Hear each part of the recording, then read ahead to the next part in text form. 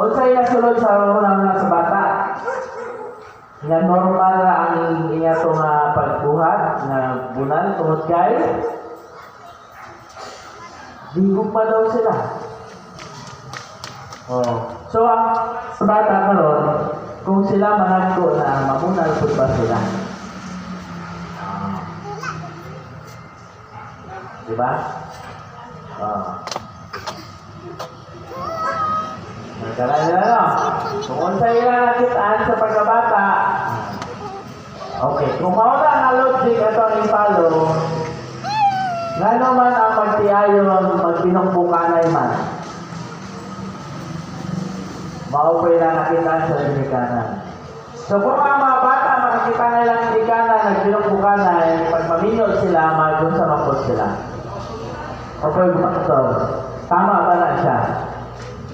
Stop the violence. Break the cycle. Para matabangan mo na ma-stop ang violence o ma-break ang cycle, tuganan ta mo mga problem areas sa Bausi. So, tiyanta mo no, tuduan ta mo. Okay, doon ay magtiayon. Doon na sila yung ka anak.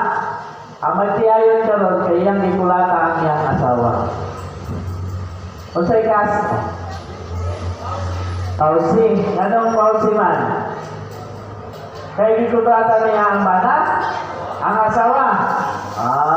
Subawag kulatahon ang asawa. Ang bana pwede kulatahon. Tama ba? Dili yapon. Sa may kaso sa bana nga gikulata sa asawa? Ha? Kasi physical injury. So, ang bana, gikulatan niya ang asawa, nireklamo ang asawa. Okay. Asa niya ito ang asawa? Dito sa barangay. Pagkabot sa barangay, ito yung himo. Ha? O sa himo sa kapitan? Patawag? Istoryahan tayo. O sa may istorya sa kapitan din.